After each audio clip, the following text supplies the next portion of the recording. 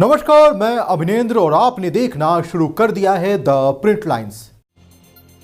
मध्य प्रदेश और राजस्थान के अलावा तेलंगाना में भी इसी साल विधानसभा चुनाव होने हैं।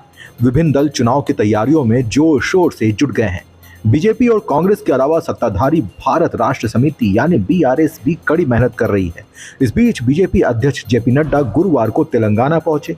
जेपी नड्डा ने इस दौरान विरोधी दलों पर जमकर निशाना भी साधा। दरअसल नड्डा यहां भाजपा राज्य परिषद बैठक के उद्घाटन सत्र को संबोधित करने पहुंचे थे। इस दौरान नड्डा ने कहा, प्रधानमंत्री नरेंद्र मोदी के नेतृत्व में पिछले 5 साल में 13.5 करोड़ लोग गरीबी की रेखा से निकल गए हैं। अति गरीबी 1% से भी कम हो गई है, ये IMF बोल रहा है। जम्मू कश्मीर से लेकर तमिलनाडु तक सभी पार्टियां पारिवारिक पार्टियां हैं। बीआरएस भ्रष्टाचार रिश्वत समिति है, एक भी परिवार की पार्टी है। कांग्रेस एक राष्ट्रीय पार्टी नहीं है, बल्कि सोनिया राहुल प्रियंका की पार्टी है।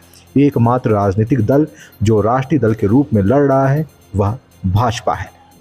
ये भ्रष्टाचार रिश्वत समिति है, ये भ्रष्टाचार रिश्वत समिति है और ये परिवार की पार्टी है।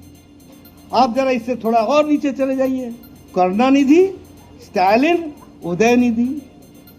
आप जरा थोड़ा पश्चिम की ओर चले जाइए, शरद पवार, सुप्रिया सुले, बाकी छुट्टी। शिवसेना, उद्धव और आदित्य, बाकी छुट्टी।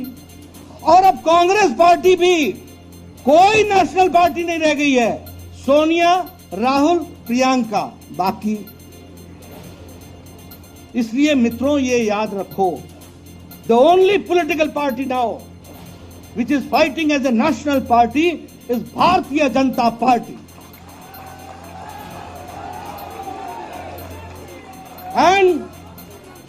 And note my words, today or tomorrow, it will be Bharatiya Janata Party in every state where with ideology, party will be working for the strong nation. कोई कर नहीं सकता, मैं कभी भी इन परिवार वाली पार्टियों से डरता नहीं हूं। या तो भाई भाई में झगड़ा होने वाला है, यार कहां घूम रहे हो तुम।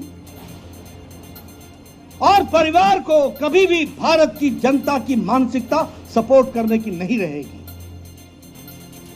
ये विचारों पर चलने वाला देश है, ये आइडियोलॉजी पर चलने वाला देश है, ये मुद्दों पर चलने वाला देश है।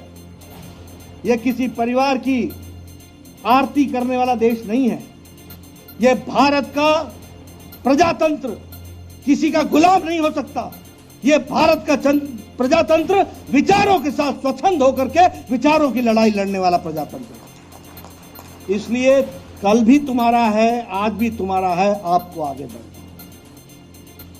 अब यहां के हम भ्रष्टाचार के बारे में क्या बोले, आकंठ डूबे हुए हैं। आकंठ किशन रेड्डी ने बहुत आपको बड़े तफसील से बता दिया है क्या क्या भ्रष्टाचार नहीं किया। लेकिन मैं तेलंगाना के युवाओं से पूछना चाहता हूं, क्या आप ऐसी सरकार चाहते हो जिसमें मैट्रिक के क्वेश्चन आंसर लीक हो जाए? क्या आप चाहते हो ऐसी सरकार जो 12वीं के क्वेश्चन लीक हो जाए?